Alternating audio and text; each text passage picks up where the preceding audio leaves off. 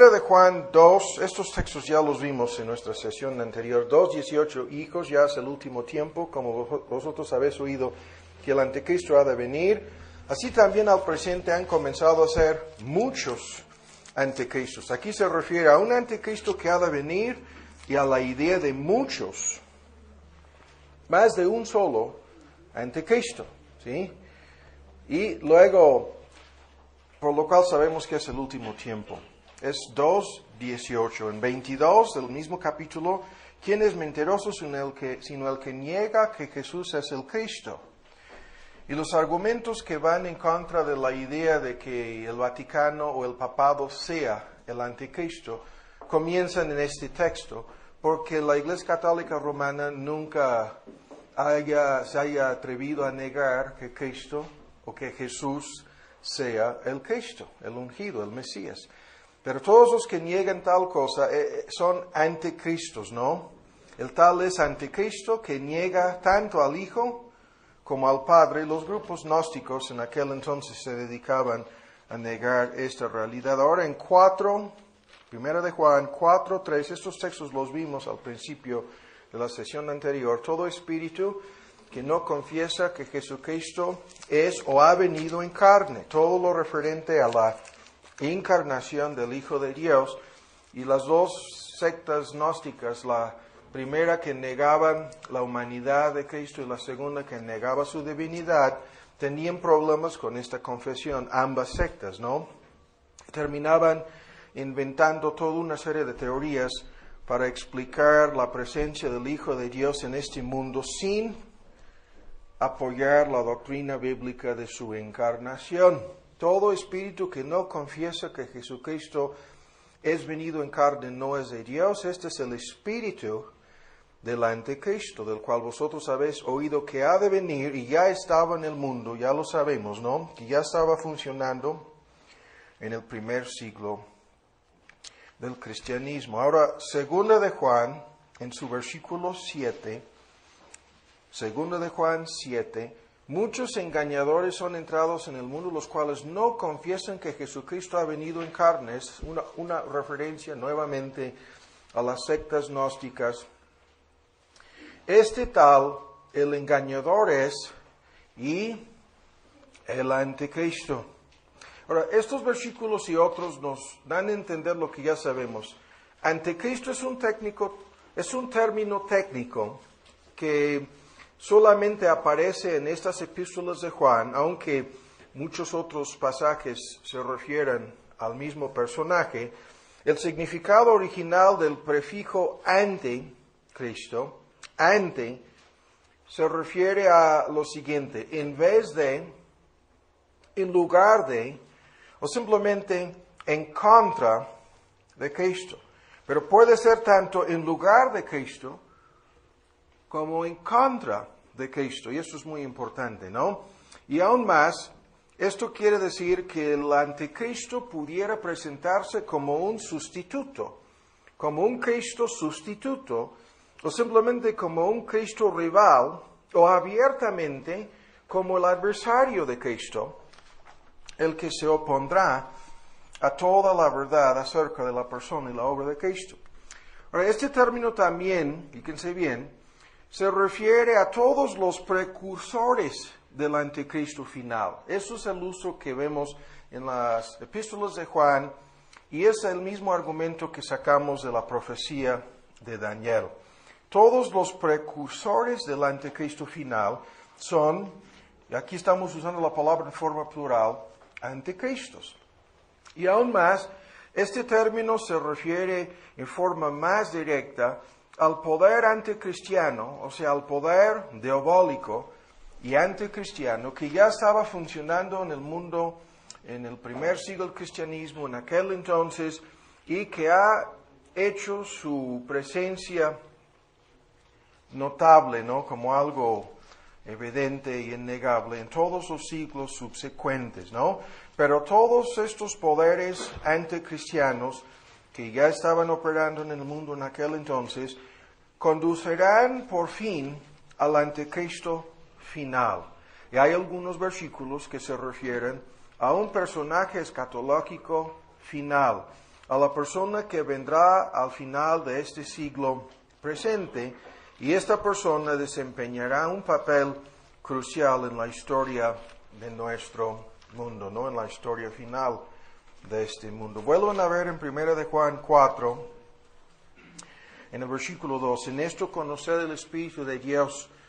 Todo espíritu que confiesa que Jesucristo es venido en carne es de Dios, y todo espíritu que no confiesa que Jesucristo ha venido en carne no es de Dios. Ahora, este es el mismo texto que acabamos de citar, pero aquí se refiere a la idea de espíritus que no confiesan que Jesucristo se ha encarnado, ¿no? Y aquí se usa este término anticristo, o anticristo, si lo ponemos en forma plural, en una forma impersonal. Hay un espíritu anticristiano que ya existía en aquel entonces y que existe hasta el día de hoy, ¿no? Todos aquellos que traen doctrinas falsas acerca de la persona y la obra de Cristo son identificados por Juan como anticristos.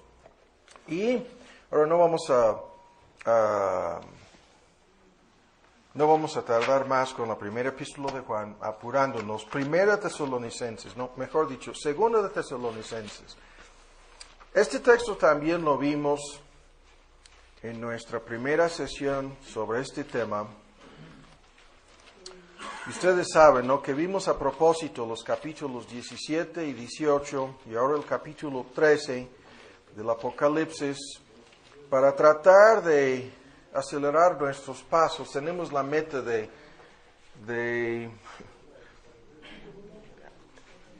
en el transcurso de este año concluir con esto del Apocalipsis y lanzarnos a otra serie de estudios. Segunda de Tesalonicenses 2, y hay que leer rápidamente estos versículos nuevamente. 2:1, pero os rogamos, hermanos, en cuanto a la venida de nuestro Señor Jesús y nuestro recogimiento, que es una referencia al arrebatamiento, a Él, que no os mováis fácilmente de vuestro sentimiento, ni os conturbéis ni por espíritu, ni por palabra, ni por carta como nuestra, como que el día del Señor esté cerca. No os engañe nadie en ninguna manera, porque no vendrá el arrebatamiento y la segunda venida de nuestro Señor, el día del Señor, no vendrá, bien, sino que venga antes la apostasía. Sobre esto ya hemos hablado, ¿no? Habrá una terrible apostasía antes de la segunda venida de Cristo y antes del advenimiento del anticristo, ¿no? Y se manifiesta el hombre de pecado, hijo de perdición, oponiéndose y levantándose contra todo lo que se llama Dios o que se adora, tanto que se asiente en el templo de Dios como Dios, haciéndose parecer Dios. ¿No os acordáis que cuando estaba todavía con vosotros os decía esto? Y ahora vosotros sabéis lo que impide para que a su tiempo se manifieste. Porque ya estaba obrando en aquel entonces y sigue hasta el día de hoy, el misterio de iniquidad. Solamente espera hasta que sea quitado de en medio el que ahora detiene o impide. Y entonces será manifestado aquel inicuo al cual el Señor matará con el espíritu de su boca y destruirá con el resplandor de su venida. Parusía es la palabra venida, que aquel inicuo cuyo advenimiento es según operación de Satanás, con grande potencia y señales y milagros mentirosos, y con todo engaño de iniquidad en los que perecen, por cuanto no recibieron el amor de la verdad para ser salvos. Por tanto, les envía o les enviará Dios espíritu o operación de error, un espíritu de engaño, para que crean a la mentira. Y aquí se refiere al argumento principal que vamos a investigar en nuestra próxima sesión. ¿Cuál mentira dirá el anticristo, no? Para convencer al mundo de su divinidad. ¿Habrá alguna mentira gigantesca metida de por medio en este engaño. Y luego dice, para que sean condenados todos los que no creyeron a la verdad, antes se complacieron, consintieron a la iniquidad. Ahora, en estos versículos que vimos también en nuestra sesión anterior, tenemos en forma sintética muchos detalles importantes acerca de la llegada del anticristo, comenzando con el hecho de que el anticristo llegará en relación con una apostasía o gran rebeldía final, ¿no? Esta palabra apostasía también la hemos visto, se refiere a todos los que después de haber hecho una profesión de fe salvadora en Cristo Jesús, terminan abandonando dicha fe. Y la apostasía final a la cual estos versículos se refieren, especialmente el versículo 3, será una tremenda apostasía dentro de las filas del cristianismo. Se van a rebelar abiertamente en contra de Cristo muchísimas personas que previamente habían profesado creer en Él. Y la apostasía de Israel antes de la primera venida de Cristo es el gran ejemplo del, en este contexto, el desastre catastrófico final que sucederá dentro de la esfera de la profesión pública de fe en Cristo. Muchísimas personas abandonarán su fe, aceptando la mentira del anticristo, dando la bienvenida al impostor, ¿no? A este Cristo sustituto, recibiendo a este individuo, como vamos a ver más adelante, muchos afirman, como si fuera realmente Cristo. Y cuando nuestro Señor hablaba de este asunto en Mateo 24, muchos versículos se refieren a este peligro, ¿no? Hablaba de cómo el amor de muchos se enfriará, hablaba de cómo muchos falsos profetas se levantarán y engañarán a muchos, hablaba de cómo muchos, la palabra cada vez, muchos serán escandalizados, muchos se entregarán unos a otros, y afirmaba que solamente aquellos que perseveran hasta el fin serán salvos, la preservación y perseverancia de los creyentes. Pero esta apostasía, dice Pablo, la más fuerte, la más sorprendente, llegará. Y en relación con su llegada, la mayoría, probablemente más de la mitad de los que se identifican como seguidores de Cristo, terminarán abandonando la fe cristiana y se entregarán a las garras de este enemigo. Ahora, el anticristo final será en su, vamos a decir, papel religioso, el líder de esta apostasía. O sea, la apostasía final que Pablo menciona aquí dará lugar a la religión del anticristo y culminará en la adoración abierta del anticristo.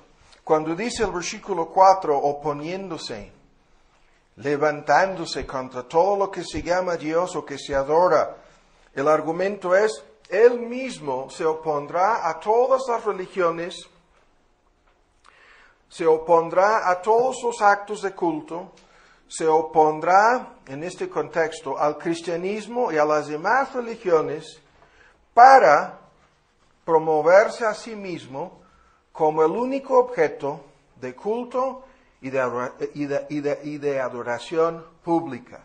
Se opondrá a todo lo que es llamado Dios, oponiéndose, por un lado, y levantándose. O sea, se opone a todo lo que anteriormente era reconocido como Dios y se propone a sí mismo, en lugar de todas estas cosas, religiones y dioses, incluso paganos, proclamándose, en este contexto, autoproclamándose como Dios.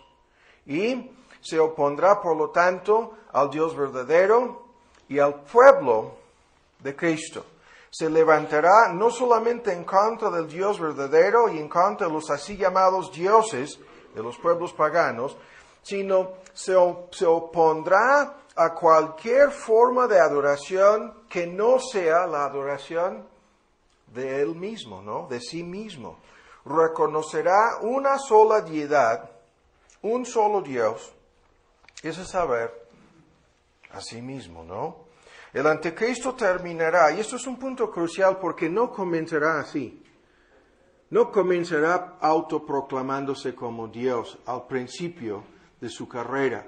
Los argumentos parecen indicar que llegará en una serie de etapas a quitarse la máscara poco a poquito, hasta llegar al colmo de su rebeldía, sentándose, como lo dice Pablo aquí en el versículo 4, en el templo de Dios. Pero la palabra templo no se refiere al templo físico, sino se refiere al templo espiritual, al pueblo de Dios.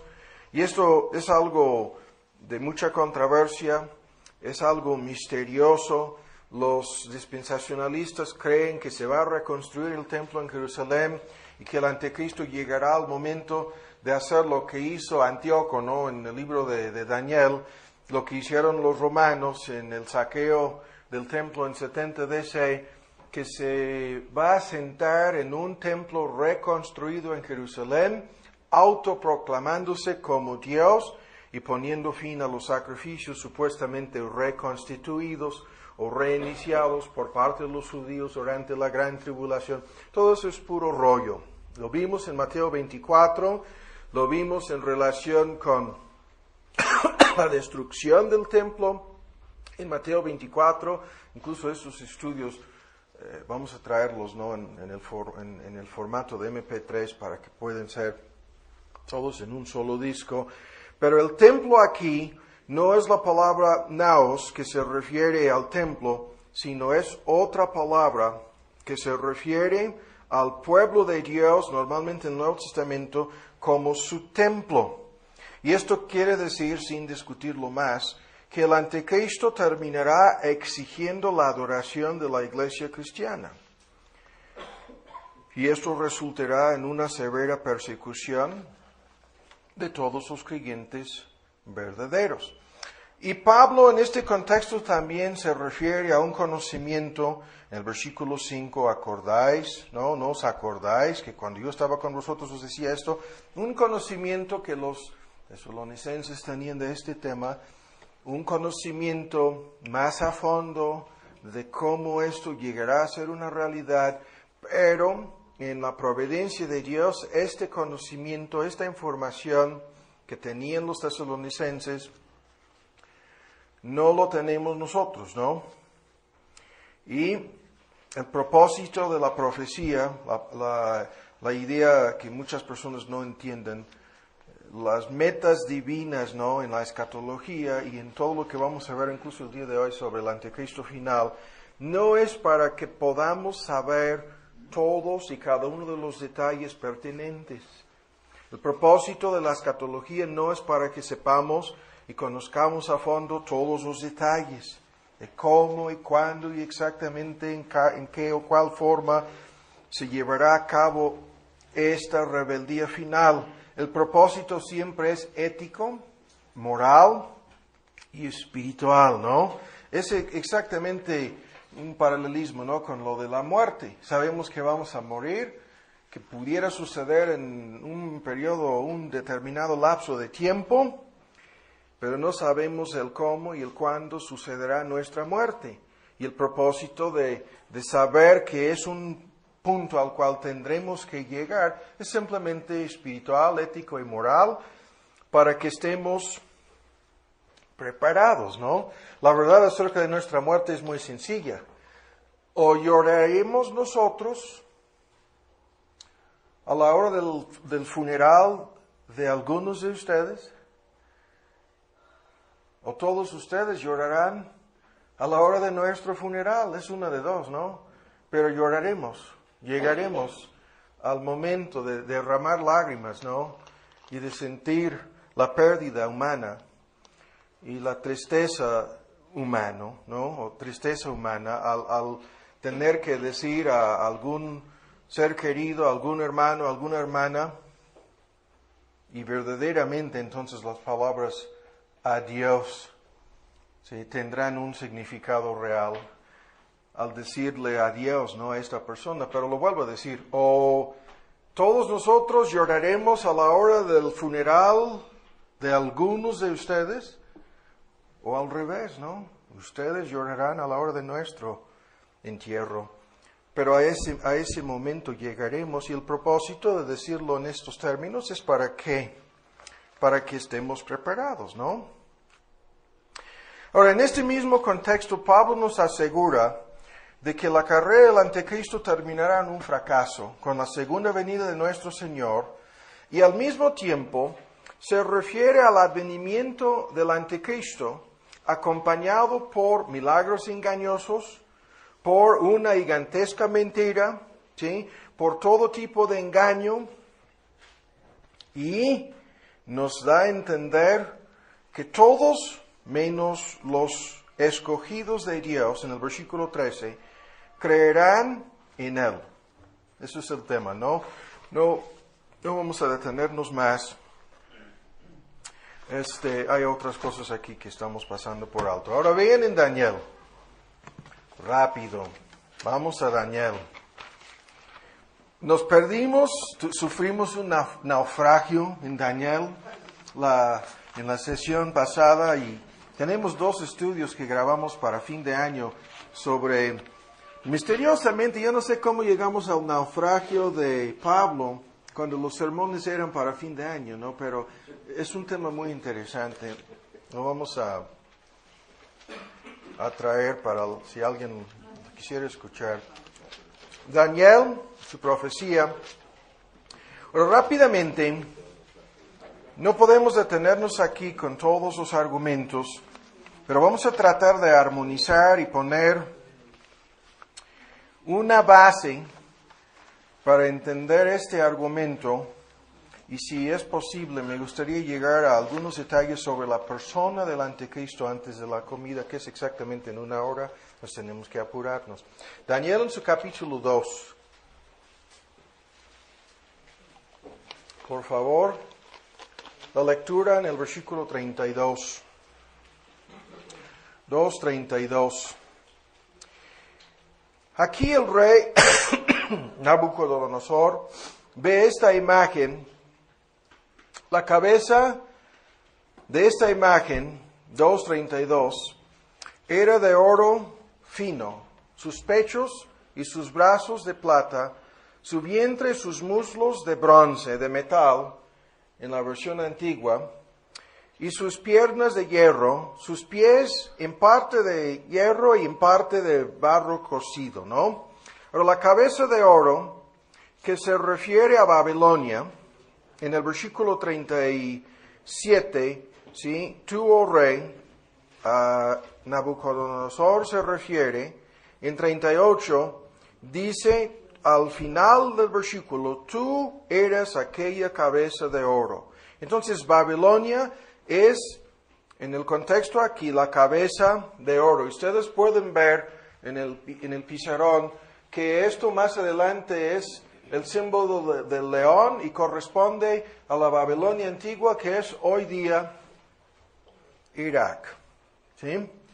Y este imperio, que duró de 605 a 538, es la cabeza de la estatua, ¿no? Luego el pecho y los brazos, que se refieran más adelante en el capítulo 5, simplemente si quieren apuntar los versículos 30 y 31 del capítulo 5, a Media y Persia, a un reino combinado ahí que duró desde 538 hasta 331 antes de Cristo, que es el famoso oso.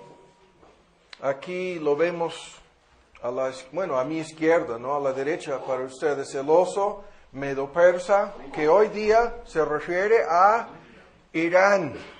Ahora, de aquí lo vamos a ver, si Dios lo permite, en la próxima sesión. Comienzan a surgir todos los argumentos acerca del imperio islámico, ¿no? Que algunos de ustedes ya han escuchado algo sobre este tema. Ahora, después, el vientre y los muslos, que se refieren a los griegos, incluso en 8:21 dice que se refiere a los griegos, y específicamente los eruditos dicen a Alejandro Magno. el leopardo, de 331 a 168 antes de Cristo. Y ahí está aquí arriba de Irak, el leopardo, Grecia, que incluye hoy día una parte de Siria y Líbano. Entonces, por fin los 10 cuernos más adelante, que es una referencia a las piernas de hierro, que todos los eruditos están de acuerdo en afirmar, es una referencia a Roma, 1608 antes de Cristo a 476 después de Cristo. Y siguiendo la argumentación del capítulo 17 del Apocalipsis, muchos meten de por medio el quinto imperio, que no está aquí en la profecía de Daniel, pero el imperio islámico de 623 después de Cristo hasta, si no me equivoco, aquí no lo tengo apuntado, es 1923 o 24. O sea, un imperio que duró en el Medio Oriente, en la misma zona de esta profecía, o la misma parte geográfica del mundo antiguo, ¿no? Y ese imperio islámico es un punto que vamos a investigar próximamente, ¿no? Podría ser el quinto imperio, que simplemente no está mencionado aquí, y ustedes saben que Asiria y Egipto son dos imperios que tampoco están aquí, para en su conjunto sean 7 imperios mundiales, ¿no? Y en 17 del Apocalipsis se refiere al imperio del anticristo como el octavo, ¿no? Pero eso es otro tema que no vamos a meternos el día de hoy. Ahora, toda la profecía de Daniel comienza con esta visión, este sueño, esta estatua. Y vamos a pasar ahora al capítulo 7. Lo que vimos, y no vamos a discutirlo el día de hoy, lo vimos en los estudios sobre Apocalipsis, al principio, lo vimos en los estudios sobre el capítulo 24 de Mateo, y lo vimos en nuestra sesión anterior. Lo que está metido de por medio en la profecía de Daniel es la famosa abreviación profética. ¿Se acuerdan ustedes de este fenómeno?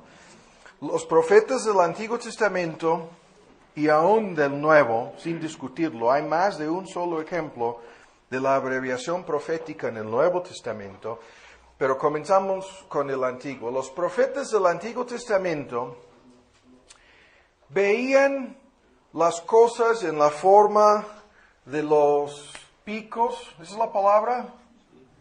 De las montañas, ¿no? Y podían ver a distancia la primera venida de Cristo, ¿sí? La primera y la segunda venida de Cristo. Y muchas veces eso es un fenómeno en la mayoría de las profecías acerca de Cristo, incluso lo vemos en el ministerio público de Juan el Bautista. No llegaban a distinguir entre los eventos profetizados que tendrían que suceder en la primera venida, ¿sí? Y la segunda. Combinaban las dos cosas como si fueran un solo evento. Y no se dieron cuenta desde esta perspectiva, lo vemos también en Isaías muchas veces, de un advenimiento, la primera venida, separado por el valle de muchísimo tiempo. Ya han transcurrido más de 2000 años, ¿no?, entre la primera y la segunda venida, pero no se dieron cuenta de dos advenimientos separados por un largo periodo de tiempo. O lo mismo en relación con la llegada del reino. Todos sus argumentos acerca de cuál forma toma el reino de Dios en el presente es el mismo argumento. Hay una primera etapa invisible y espiritual. El reino de Dios llegando al corazón. En cada persona regenerada está presente el reino de Dios. Y en virtud del nacimiento nuevo y la fe salvadora en Cristo, entramos a dicho reino. Pero hay una segunda etapa, una segunda llegada del reino de Dios, en forma física, material y visible. El reino de Dios llegará. Pero el punto es, la abreviación profética es una característica principal de las profecías del Antiguo Testamento.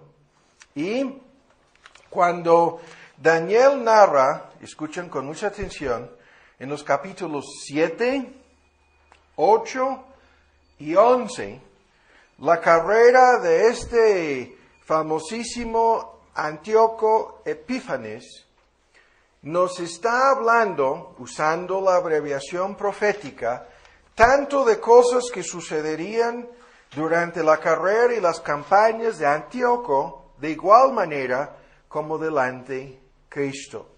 Porque en la perspectiva profética, la abreviación profética conduce al profeta a ver las cosas históricas y futuras como un solo evento.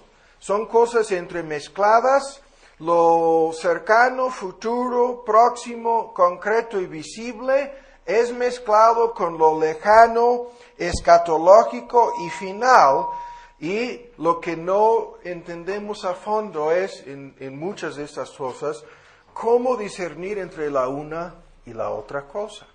El ministerio público de Cristo pone de manifiesto lo que estamos diciendo, la forma para discernir entre estos asuntos en relación con las profecías referentes a su ministerio público y las profecías referentes a su segunda venida, ¿no? Pero el punto es muy importante. Hemos de contemplar a través de la transparencia de hechos históricos inmediatos. Para Daniel estos eventos de Antíoco no eran tan inmediatos, iban a pasar aproximadamente 370 años, ¿no? Entre el tiempo en que Daniel recibió las profecías y su cumplimiento en relación con Antíoco, la profanación del templo, la abominación desoladora, el sacrificio del puerco. Algunos eruditos dicen hasta llegaban al extremo de practicar sacrificios humanos en el templo en Jerusalén. Pero este Antíoco atacó y persiguió a los judíos antes de la primera venida de Cristo. Sus persecuciones dieron lugar al surgimiento de los macabeos y los macabeos, Judas Macabeo en particular, terminó derrotando a estas fuerzas de Antíoco el Asirio, ¿no? En el año 165 antes de Cristo, ¿no? Pero vimos algo sobre estos puntos en nuestro estudio anterior, cómo Antíoco estableció un altar pagano dedicándolo a Zeus y a Júpiter, es el mismo Dios en su forma griega y romana, y cómo es que hizo que la religión del judaísmo fuera ilegal, y cómo incluso uno de los sacerdotes, muchas Biblias hablan de este sacerdote que participó en estos actos abominables para traicionar al pueblo judío, se autoproclamó Theos Epífanes, que significa Dios manifiesto. Escuchen bien, se autoproclamó Dios, ¿sí? Se sentó en el templo de Dios, sacrificando, si no seres humanos, por lo menos puercos sobre el altar sagrado en el lugar santísimo. Y a través de estos eventos que llegaron a su culminación, lo vuelvo a decir, en 166 a 8 antes de Cristo, sigo diciendo 1000, es 166. A través de estos eventos que comentamos un poco en nuestra sesión anterior, vemos reflejado algo sobre el anticristo final, ¿no? Ahora vamos a dar lectura en el capítulo 7, ¿ya lo tienen? Y vamos a resumir rápidamente estos puntos. No podemos detenernos y sufrir naufragio esta vez como lo hicimos la vez pasada. Daniel 7, ¿ya lo tienen? En los primeros 9 versículos se presenta ahora una segunda visión de esta estatua, vamos a decirlo así, pero ahora en la forma de bestias grandes, que quiere decir imperios, en el versículo 3, diferentes la una de la otra, ¿sí? La primera que sube es como el león, en el versículo 4. Hay una segunda que es como el oso. Hay una tercera bestia, en el versículo 6, que es semejante al leopardo. O sea, es otra perspectiva del mismo asunto que comienza en el capítulo 2. Y en medio de estas visiones que pintan la historia desde, vamos a decir, 536 a 7, hasta la época de los macabeos, para decirlo así, inmediatamente antes de la primera venida de Cristo. A ese punto llegan las profecías de Daniel. Ahora ven con mucha atención en el versículo 7. Después de esto miraba yo en las visiones de la noche. Ahora es Daniel viendo todo esto. Y aquí la cuarta bestia, espantosa y terrible en grande manera, fuerte dice, la cual tenía unos dientes grandes de hierro y devoraba y desmenuzaba las sobras, hollaba con sus pies. Era muy diferente de todas las bestias que había sido antes de ella, y tenía 10 cuernos. Y estando yo contemplando los cuernos, y aquí que otro cuerno pequeño subía entre ellos, y delante de él fueron arrancados 3 cuernos de los primeros, y aquí en este cuerno había ojos como ojos de hombre, y una boca que hablaba grandes cosas, ¿sí? Y la aparición o el advenimiento de este cuerno pequeño, que es su sobrenombre, la frase en el versículo 8, conduce al fin del mundo. Esto lo vimos. Estuve mirando, mejor dicho, hasta que fueron puestos sillas, y el anciano de días se sentó, cuyo vestido era blanco como la nieve, etc. Y hay una descripción del día de juicio y lo que nosotros entendemos como la segunda venida de Cristo, en los versículos 9 a 12. Entonces, comienza con reinados o imperios mundiales, los mismos que vemos en el capítulo 2. En medio de la descripción de la secuencia de eventos, surge un personaje misterioso, identificado como el cuerno pequeño. ¿Sí?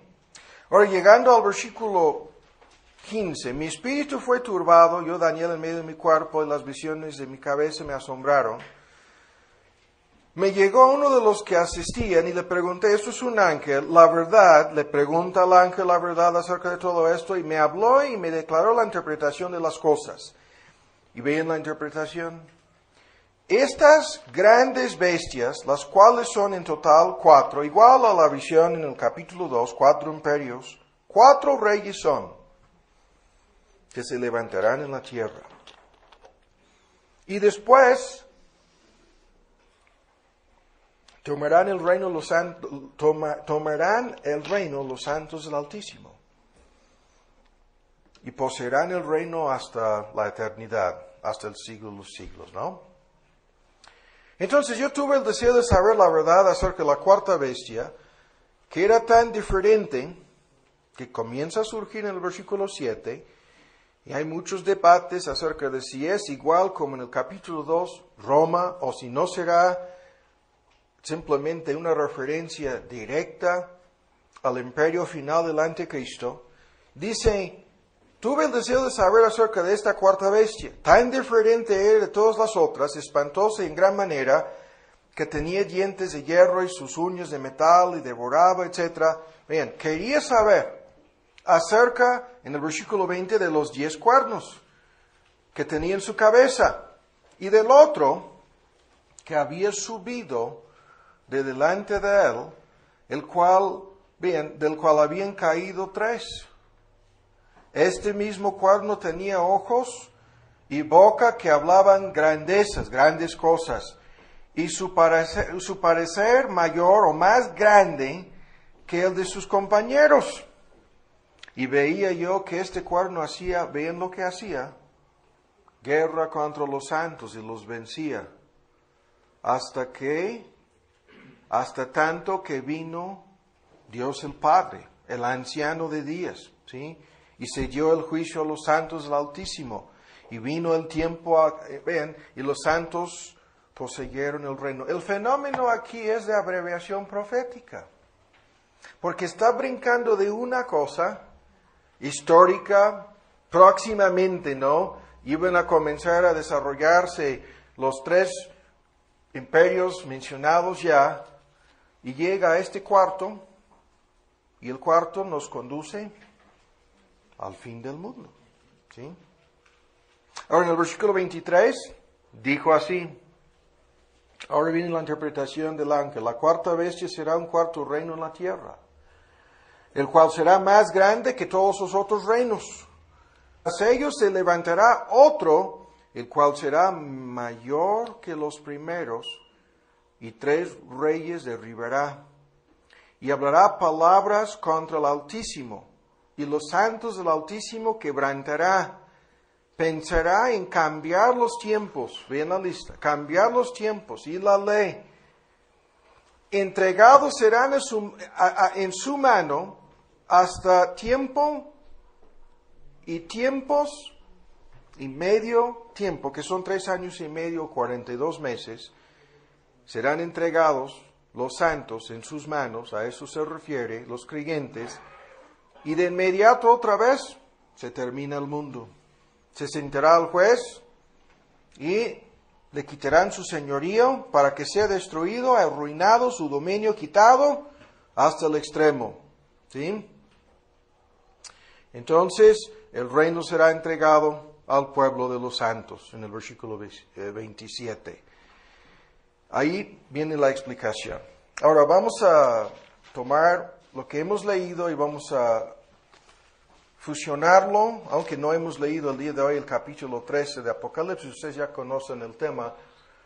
Vamos a armonizar lo que acabamos de leer aquí en el capítulo 7, buscando algunos paralelismos con el anticristo. Ahora vean la lista de cosas. Primero, leemos en estos versículos que el cuerno pequeño, que tiene ojos de hombre y una boca que habla grandes cosas, que este cuerno pequeño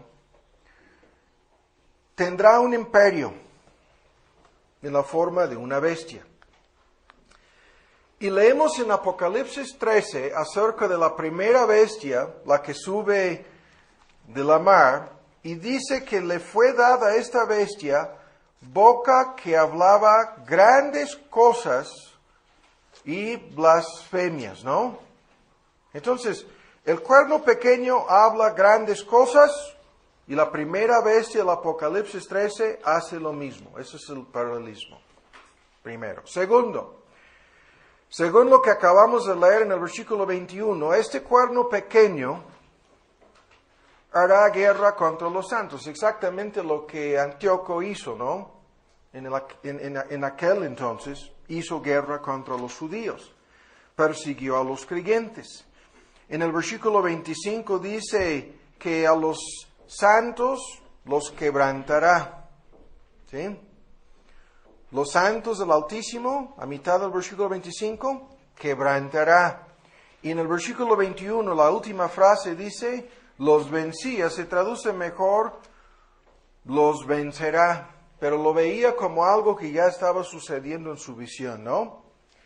Ahora, en Apocalipsis 13:7 dice que le fue dado la primera bestia, la que sube del mar, escuchen, hacer guerra contra los santos y vencerlos. Exactamente lo mismo. El lenguaje es igual.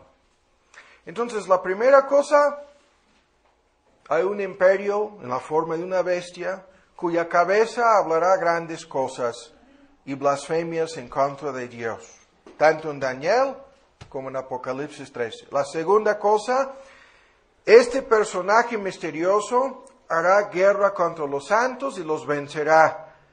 Tanto en Daniel como en el Apocalipsis, el mismo fenómeno. La tercera cosa, pensará en mudar los tiempos y la ley. Esto lo hemos leído ya en el versículo 25, de igual manera está a mitad del versículo. Cambiará los tiempos y la ley. Y en 2 de Tesalonicenses, Pablo identifica al anticristo, la frase hombre sin ley, es la traducción literal. No solamente el hombre de pecado, sino anomia, el hombre que actúa como si fuera su propia ley, en contra de la ley de Dios, para poner en su lugar su propia ley. Y esta ley será impuesta por encima de todas las demás leyes, autoproclamándose, en este sentido, como dador de la ley, el que tiene el derecho de cambiarla y poner en su lugar otra ley.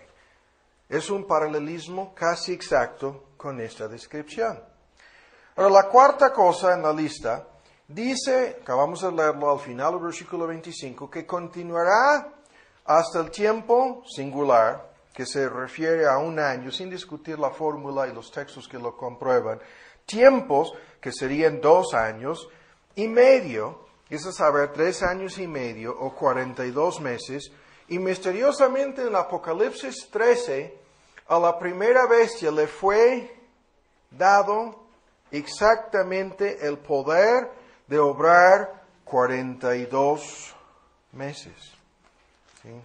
Igual, lo vamos a leer en unos momentos profundizándonos un poco en los detalles. Ahora dejamos el capítulo 7 de Daniel y ahora pasamos al capítulo 8. Rápidamente se nos está yendo el tiempo. 8 y vamos hasta el versículo 8. 8:8.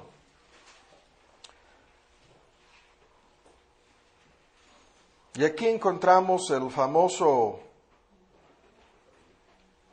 carnero y después un macho de cabrío en la versión antigua, en el versículo 5, ese es el rey de Grecia. Y después este macho cabrío en el versículo 8 es identificado en el versículo 21 como el rey de Grecia. Alejandro Magno, en el contexto histórico, es el personaje identificado aquí por los historiadores.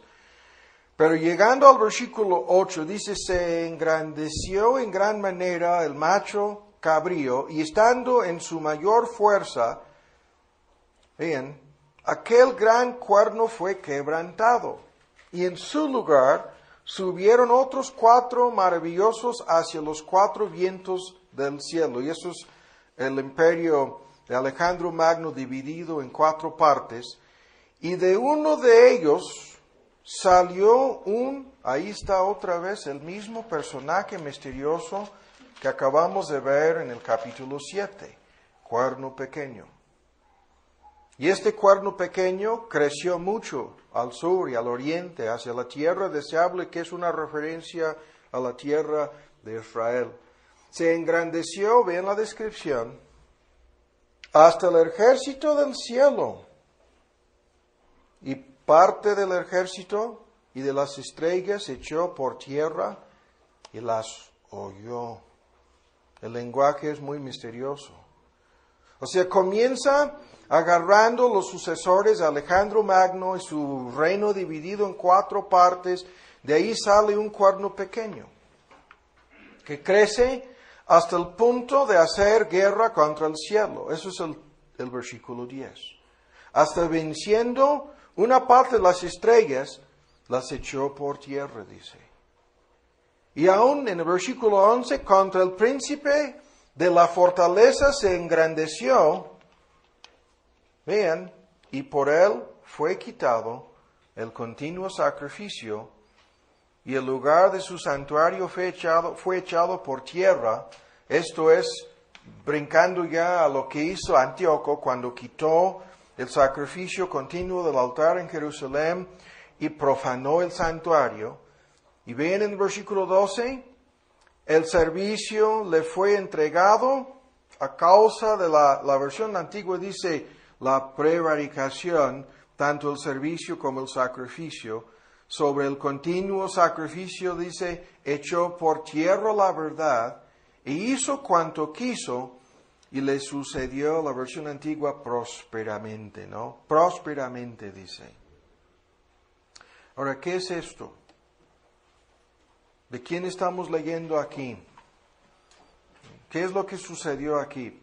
Ahora vamos a brincar más adelante, el tiempo se nos está yendo, hasta el versículo 23.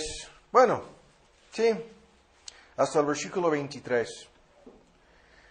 Dice, al cabo del imperio de estos, refiriéndose a Media y a Persa y a Alejandro Magno, en los versículos anteriores, dice, cuando se cumplirán las transgresiones, cuando llegan a su colmo en la versión antigua, o mejor en la versión moderna, lo tengo aquí apuntado. Ahora ven en 23, se levantará un rey altivo, de rostro, entendido en dudas, se traduce la palabra enigmas. Vean la descripción. Su poder se fortalecerá, mas no con fuerza suya. Destruirá maravillosamente y prosperará. Y hará arbitrariamente. Es el hombre sin ley, quien vive como su propia ley.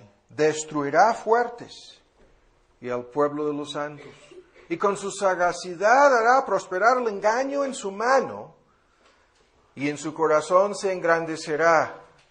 Y ven la descripción, con paz destruirá a muchos, y contra el príncipe de los príncipes se levantará. ¿Quién es el príncipe de los príncipes? Es Cristo. Y sin mano será quebrantado. Otra vez la abreviación profética. ¿Sí? Brincando de algo histórico próximo a algo futuro escatológico. ¿Sí? Y aunque Daniel no entendía, al final del versículo 27 lo dice, el ángel le dijo que esta visión es para muchos días, al final del versículo 26. Ahora vean rápidamente los puntos.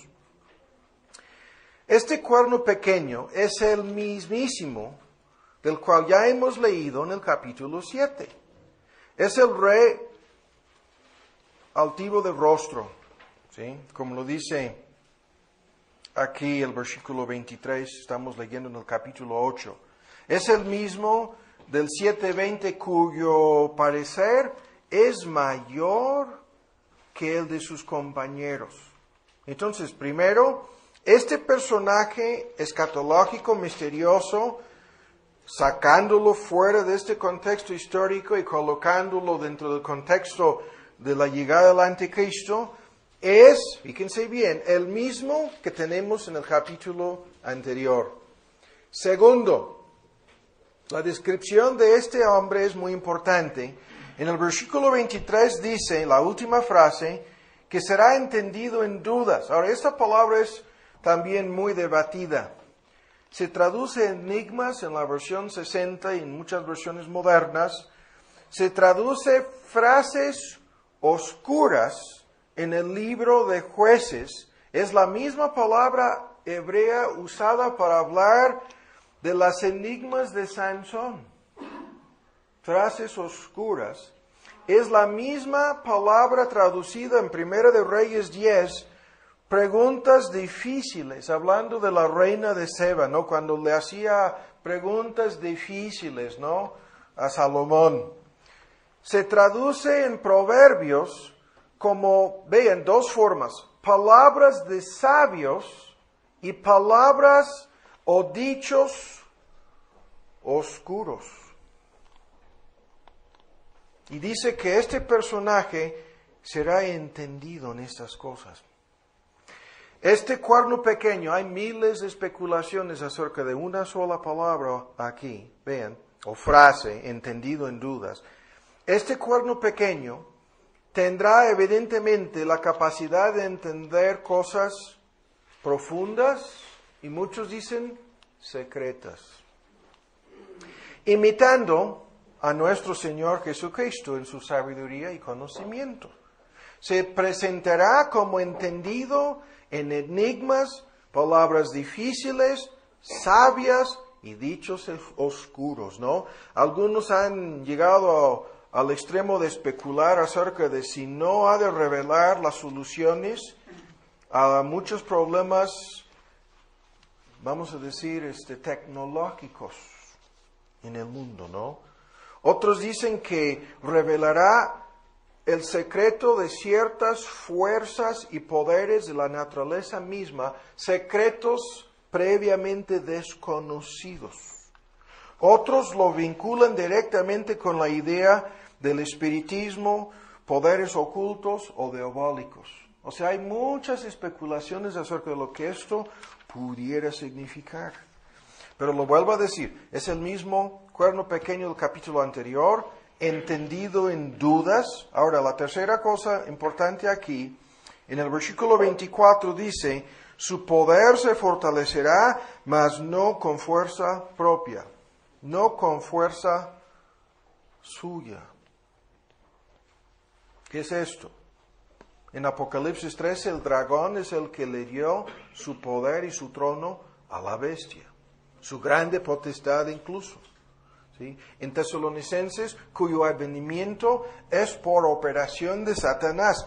La llegada de este cuerno pequeño no será en base a su propia fuerza o su propio poder, sino más bien en base al poder del dragón mismo, el poder de Satanás mismo, tal como lo pinta Pablo en 2 Tesalonicenses. Ahora, cuarto, hay una lista de cosas aquí rápidamente. Todos los pasajes, tanto en Tesalonicenses como en Apocalipsis 13, como en el capítulo 7 y 8 de Daniel, de igual manera como vamos a ver un momento en el capítulo 11, en el capítulo 12, enseñan que este personaje tendrá muchísimo éxito. Dice, destruirá maravillosamente y prosperará. Destruirá fuertes y al pueblo de los santos, ¿no? Pero el punto, muchísimo éxito. Ahora, la quinta cosa en la lista aquí, dice en 8:25, con sagacidad, ¿estoy diciéndolo bien? Sagacidad hará prosperar el engaño. Ahora, esta palabra también es muy debatida. Sagacidad significa sabiduría y inteligencia, entendimiento, y muchos incluyen la palabra prudencia. Prudencia. ¿Sí? Ahora, esto, vean lo que estamos leyendo aquí, significa que esta persona usará su sabiduría y su inteligencia, su entendimiento y su prudencia para engañar. ¿Sí? Simplemente, como lo dice el versículo 25, hará prosperar el engaño en su mano. Hará prosperar la intriga, algunas versiones, en su mano, la sutileza, en algunas versiones. Pero Pablo resume todo el argumento en 2 Tesalonicenses diciendo con todo engaño de iniquidad. ¿Qué quiere decir eso? Todo engaño de iniquidad. Quiere decir que todo el poder que el diablo tiene a su disposición para engañar a los seres humanos, la totalidad de su poder será demostrado, usado para engañar a los hombres. Muchos toman esta idea y la vinculan con lo que dice el resto del versículo, en el versículo 25, estamos leyendo, con paz, por medio, y muchos dicen paz falsa, por medio de la paz, destruirá a muchos. Se traduce incluso por sorpresa y sin aviso. Destruirá a muchos. Es uno de los textos que usaban en la época de Hitler para decir, este cuate se salió a firmar acuerdos de paz con medio mundo, ¿no? El primer ministro de Gran Bretaña se llamaba Chamberlain. Es una persona que ha sido objeto de burlas y bromas hasta el día de hoy en la Unión Americana. Pero se regresó con el famosísimo papel en sus manos, gritando cuando se bajaba del avión, peace in our time, paz en nuestros tiempos. Y enseñaba a los reporteros y a las cámaras de video en aquel entonces, la firma de Hitler. Y ustedes saben, si no me equivoco, en menos de 6 semanas estaban invadiendo a Polonia y haciendo toda una serie de cosas en contra del acuerdo de paz, sorprendiendo a medio mundo. Y pongamos a un lado. El anticristo será capaz de engañar a medio mundo en esta forma. La siguiente cosa, el versículo 25 al final, dice exactamente lo que ya hemos leído antes. Dice, será quebrantado, mas sin, y se traduce mejor, mano humana, ¿no? Será quebrantado, pero por Dios. Y Pablo hace el paralelismo a aquel inicuo al cual el Señor matará con la espada de su boca. ¿Sí? Ahora vamos a dejar el capítulo 8 y vamos hasta el capítulo 11. Yo no sé si dije antes 10, es el capítulo 11. Hasta el capítulo 11. Y sorprendentemente aquí vuelve a presentarse el mismo personaje. ¿Sí? Aunque hay muchos argumentos, porque tenemos en los versículos 21 por lo menos hasta 30, y muchos van más adelante, ¿sí? 31 incluso, 32, 33, una serie de campañas militares, las cuales fueron realizadas por Antíoco. Es el mismo asunto, es el mismo personaje, y hay muchos debates hasta en cuál punto exacto el fenómeno de abreviación profética se presenta para hacer la distinción entre algo que ya pasó y algo que tiene que suceder aún en el futuro. Pero de todos modos, sin tratar de enredar este fenómeno, vamos a comenzar la lectura en el versículo 21. Sucederá en su lugar un vil. Y eso es otro nombre que han usado a lo largo de la historia del cristianismo como cuerno pequeño, como sobrenombre del anticristo. Un vil. Y cuando Pablo dice aquel inicuo, dicen es el mismo personaje, ¿no? El vil, el hombre de pecado, el hombre inicuo, es el mismo hombre. Eso es el argumento, ¿no? Al cual no darán al principio la honra del reino. Vendrá empero, y ven otra vez el mismo fenómeno, y esto es algo histórico, lo que hizo Antíoco al principio de una de sus campañas con paz. Tomará el reino con halagos, ¿sí? En 23, después de los pactos o conciertos, y la idea es pactos o acuerdos de paz con él hará engaño. Subirá y saldrá vencedor con poca gente, tal como lo hizo Antíoco. Ustedes pueden buscar en el internet toda la triste historia de este personaje. Y en 24, por tercera vez, estando la provincia en paz y en abundancia. Esto es una parte de lo que ha conducido a tantas especulaciones sobre el Medio Oriente y los acuerdos de paz, tanto de Oslo como remontándonos hasta la época de Jimmy Carter y la paz entre Egipto e Israel y todo lo que están tratando de lograr hasta el día de hoy. Acuerdos de paz en el Medio Oriente, siempre estos acuerdos de paz provocan en la mente de las personas que conocen estos pasajes bíblicos la pregunta de si estaríamos cercas o no a ver algo parecido a esto en el Medio Oriente. En 24, estando la provincia en paz. Ahora, muchos dicen, no, esto es absurdo. Escuchan, Pablo dijo en 2 de Tesalonicenses, si no me equivoco, o primera, cuando dicen que paz y seguridad, hablando de quién, de los judíos, entonces vendrá sobre ellos destrucción repentina. Entonces, ahí está Pablo agarrando este hilo de la paz, ¿no? Como una advertencia en contra de lo que sobrevendrá en el fin de este mundo. y en el contexto se refiere a la llegada de Cristo como el ladrón en la noche, ¿no? Entonces, el punto aquí es, con paz destruirá a muchos, ¿no? Igual a lo que vimos en el capítulo 8, ahora lo estamos viendo en el capítulo 11, y sin leer todo lo demás, vamos a llegar hasta el versículo 31. Serán puestos, y la palabra aquí es tropas de su parte, contaminarán el santuario. Esto lo hizo Antíoco, ¿no? Con sus propias tropas. Quitaron el sacrificio continuo y pusieron en su lugar, pondrán la abominación desoladora. Esto es un fenómeno que ha tenido, sin discutirlo por el momento, por lo menos 2, algunos alegan 3 cumplimientos. Y eso es otro asunto en relación con la profecía.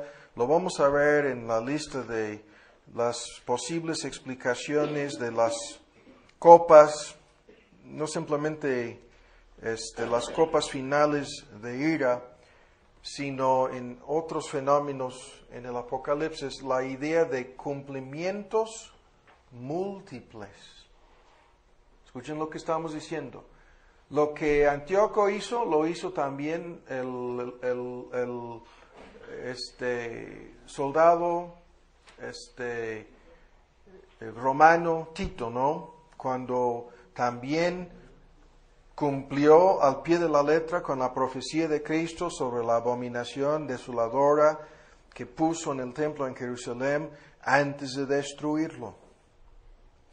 Pero otros dicen que, escuchen lo que estamos diciendo, que cuando los islámicos construyeron su templo por encima de las ruinas de aquel templo que fue destruido en 70 DC, que sucedió otra abominación desoladora que sigue hasta el día de hoy.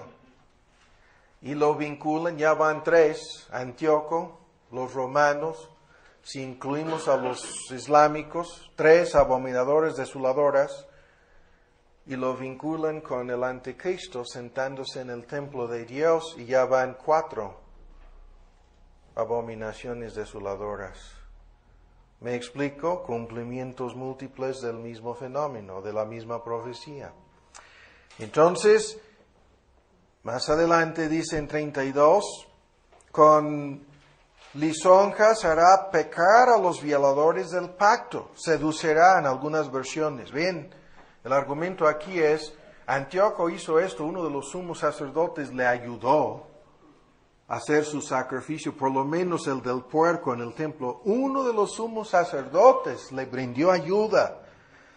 Y aquí dicen que los judíos no religiosos, que están en su mayoría, ¿no? Los que ocupan la tierra prometida hoy día, ayudarán al anticristo y son los violadores del pacto, cumplimientos múltiples, ¿sí?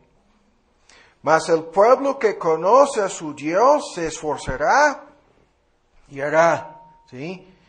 Y los sabios del pueblo darán sabiduría a muchos y caerán a cuchillo, exactamente lo que está en Apocalipsis 13, a fuego, 3 fenómenos, a cuchillo, a fuego y en cautividad y despojo. Estos fenómenos están en la persecución narrada en el capítulo 13 del Apocalipsis. Y dice por días. ¿Sí? Y en su caer serán ayudados de pequeño socorro.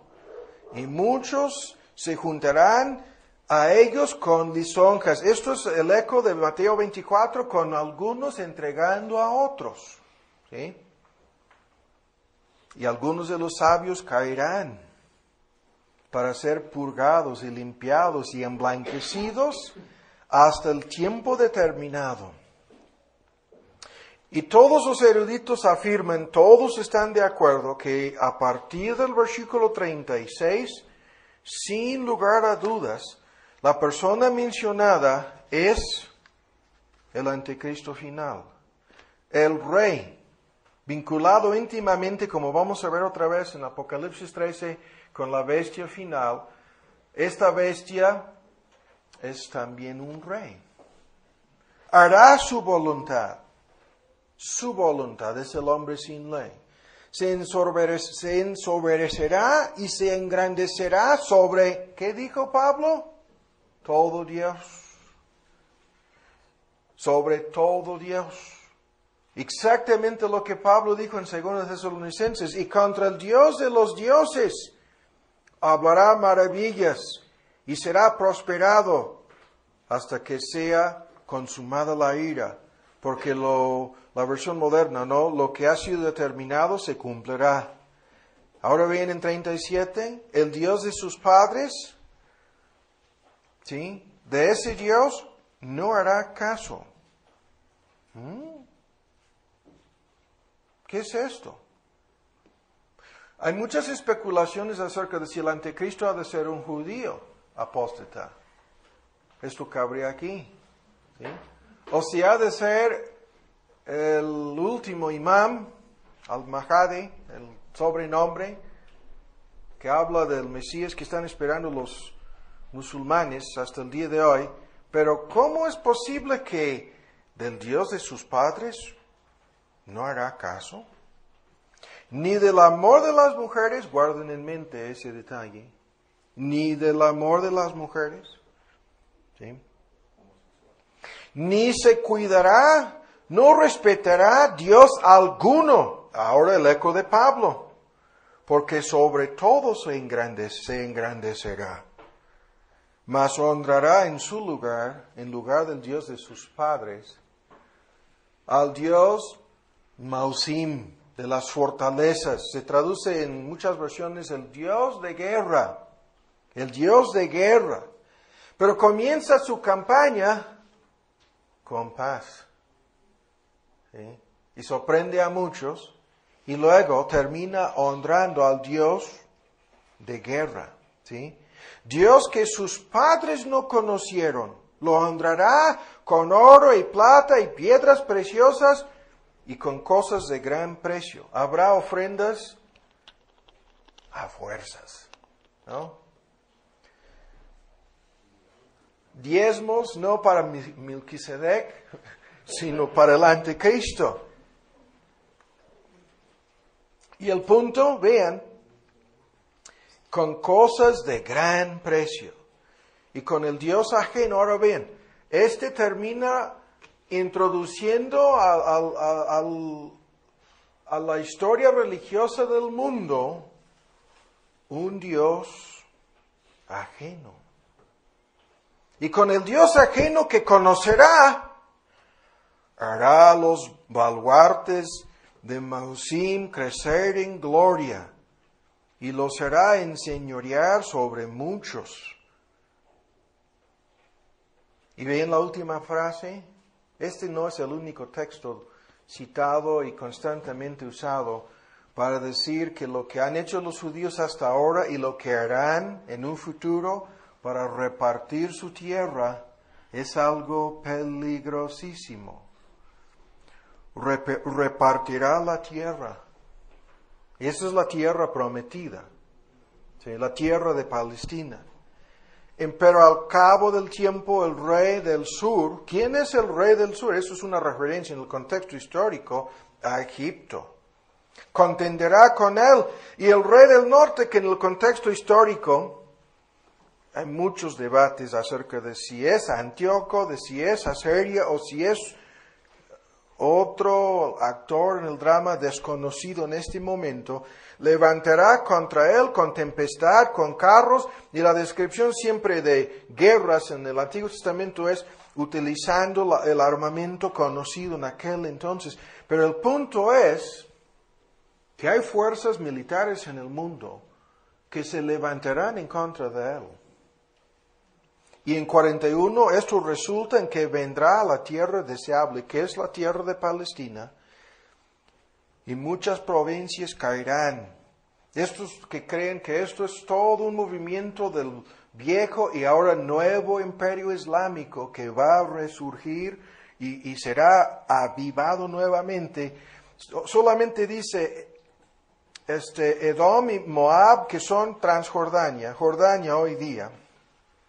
¿sí? Son los únicos que escaparán en el Medio Oriente de sus manos. Y asimismo extenderá su mano a otras tierras. Y termina diciendo, no escapará el país de Egipto. ¿Sí? Y los que creen que esto es un revolucionario islámico en el Medio Oriente hablan de la caída del gobierno de Arabia Saudita, de Turquía, de Irak, de Irán, de Egipto, hasta Pakistán llegan, con la caída de todos esos gobiernos para poner en su lugar el califat que esperan, que es el imperio final de su Mesías. En el versículo 43, se apoderará de los tesoros de oro y plata, y de todas las cosas preciosas de Egipto, de Libia, de Etiopía, por donde pasará. Mas noticias del oriente y del norte lo espantarán. Y los que colocan esto en términos modernos dicen la ex Unión Soviética y los chinos, sin discutirlo. Porque el pasaje se refiere al anticristo, de eso no hay duda. ¿Sí? Noticias del oriente y del norte lo espantará y saldrá con grande ira para destruir y matar a muchos. Y cuando llegamos a la parte en el Apocalipsis, ¿no?, en donde hay una guerra espantosa y un ejército de más de 200 millones de soldados que vienen, algunos dicen del oriente, ¿no? Dicen que todas estas cosas coinciden con la profecía de Daniel. Y termina diciendo en 45, plantará las tiendas de su palacio, un palacio que ha de ser construido entre los mares y entre el monte deseable, el monte glorioso y santo, ¿sí?, que es Jerusalén. Y vendrá hasta su fin, llegará a su fin, y no tendrá quien le ayude. Ahora rápidamente, se nos fue el tiempo.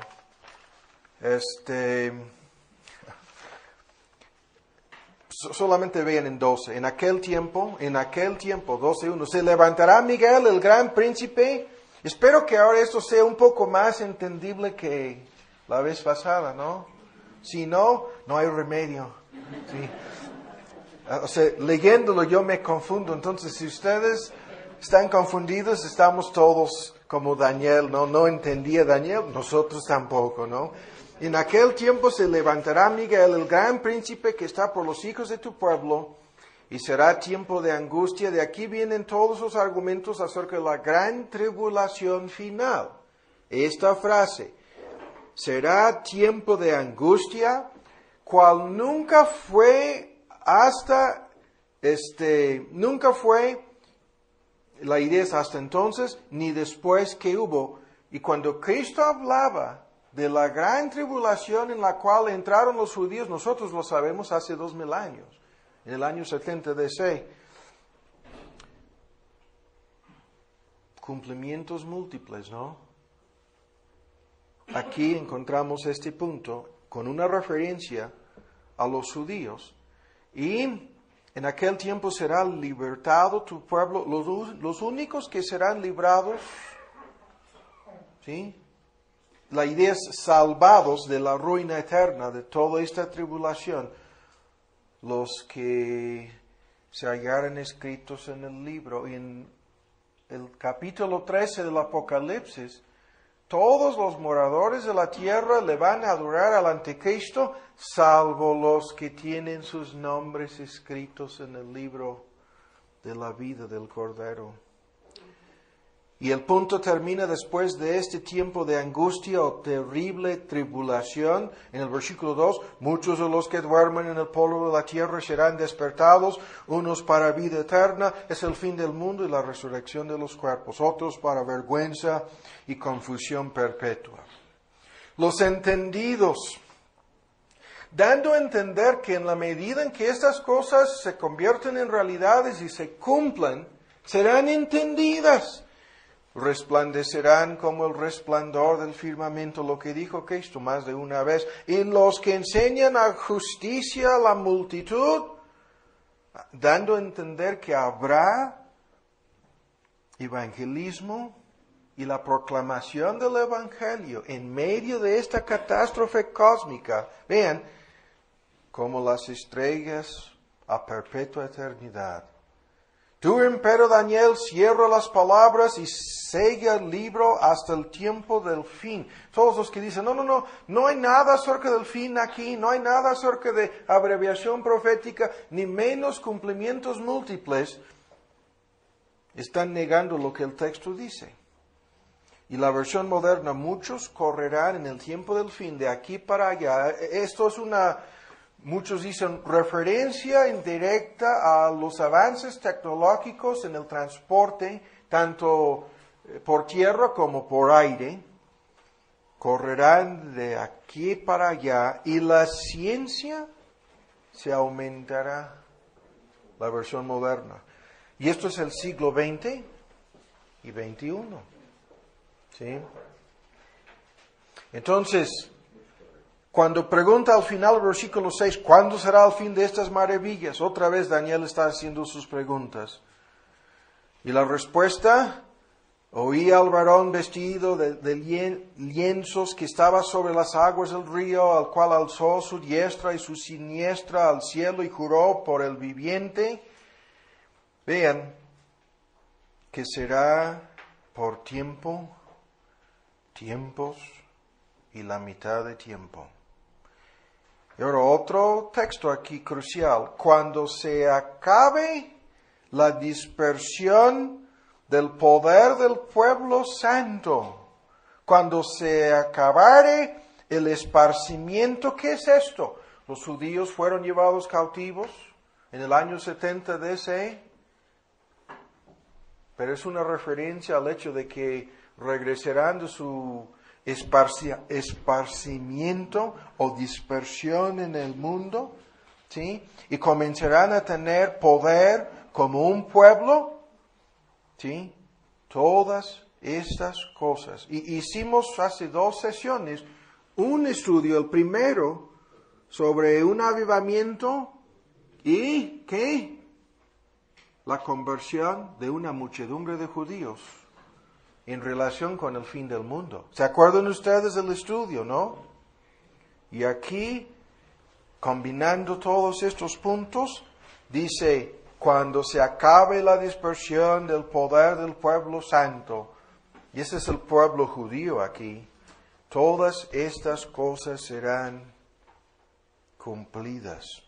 Es por eso que desde 1948 han tocado en cada momento difícil en el Medio Oriente la trompeta diciendo, hay algo importantísimo que está sucediendo con el regreso de Israel a su tierra y la posibilidad de la llegada del anticristo. ¿Sí? Pero como muchos de nosotros tenemos que decir con Daniel en el versículo 8, yo oí, mas no entendí. Y ven en el versículo 9, se vuelve a insistir, ¿cuándo será el cumplimiento? Anda Daniel, que estas palabras están cerradas y selladas hasta el tiempo del fin. Muchos serán limpios, que es perdonados y justificados, emblanquecidos, purificados. Mas los impíos obrarán impíamente, ecos de la palabra apostólica, los malos irán de mal en peor, y ninguno de los impíos entenderá. ¿Qué quiere decir esto? Que van a pasar cosas en relación con toda esta catástrofe que ningún inconverso puede entender. Pero entenderán los entendidos. Y se vuelve al contexto histórico en los últimos 3 versículos. Ahora rápidamente, ¿ya es la hora de la comida? Ok, es la hora de la comida. Yo dije a las 3, ya rebasamos 3 minutos, 1 minuto más. Rápidamente las cosas. En lo que hemos leído aquí, rápidamente, ya estábamos señalando todo esto. Por medio de paz falsa vencerá, primero, 21 y 24 del capítulo 11. Segundo, se engrandecerá contra todo Dios, ¿sí? contra el Dios verdadero hablará maravillas. Versículo 36. Ecos, o sea, las palabras apostólicas, ya mencionamos esto. Segundo de Tesalonicenses, Apocalipsis 13. Tercero, no hará caso del amor de las mujeres. Estoy agarrando aquí algunos hilos. Alguien dijo, ¿será un homosexual? Eso es otro debate. Vamos a ver terminando el día de hoy, lo más probable en relación con este punto es, como vamos a ver, este personaje será un imitador de Cristo, un Cristo falso y sustituto. Y tal como Cristo no se casó, Él tampoco. ¿Sí? Se apoderará de los tesoros del oro y plata y todas esas cosas preciosas en 11:43. En Apocalipsis 13, su poder económico llega al punto en que ninguno puede comprar o vender sin la señal o el nombre de la bestia. ¿Sí? Hay más cosas aquí, el tiempo se nos fue. Comentamos en nuestra sesión anterior lo que dijo Lloyd Jones sobre Daniel, 2 Tesalonicenses y Apocalipsis 13. Y con esto vamos a hacer un receso para la comida. La mejor parte falta. ¿Sí? No hemos visto nada todavía. Hay cosas sorprendentes que vamos a ver. Terminando con la comida, nos lanzaremos en una sola hora. Por último, los argumentos de Lloyd Jones los vuelvo a repetir. Él dice que Apocalipsis 13, 2 Tesalonicenses 2, Daniel 7, 8, 11 y 12 se refieren al anticristo y sus argumentos son que este personaje tiene el mismo origen. ¿Sí? Surge del último imperio mundial. Segundo, que su poder es directamente recibido de Satanás. Tercero, que este individuo llega al mismo fin en los tres ejemplos, Daniel, Tesalonicenses y el Apocalipsis. Cuarto, que es culpable de la misma blasfemia en Daniel, 2 Tesalonicenses y Apocalipsis. Quinto, que el periodo en que se realiza su imperio es el mismo, 3 años y medio, en Daniel 7:25, Apocalipsis 13:5, y Pablo simplemente usa la frase su tiempo. ¿Sí? Y sexto, dice en los 3 pasajes hace guerra contra los creyentes. Séptimo, en los 3 pasajes exige adoración. ¿Sí? Y termina Lloyd Jones diciendo que Daniel enfatiza el aspecto político, Tesalonicenses el aspecto religioso, y como vamos a ver después de la comida, Apocalipsis 13 combina ambos aspectos, la esfera política y la esfera religiosa o eclesiástica. ¿Sí? La bestia del mar, el aspecto político, la bestia de la tierra, el aspecto religioso en Apocalipsis 13. Ahí está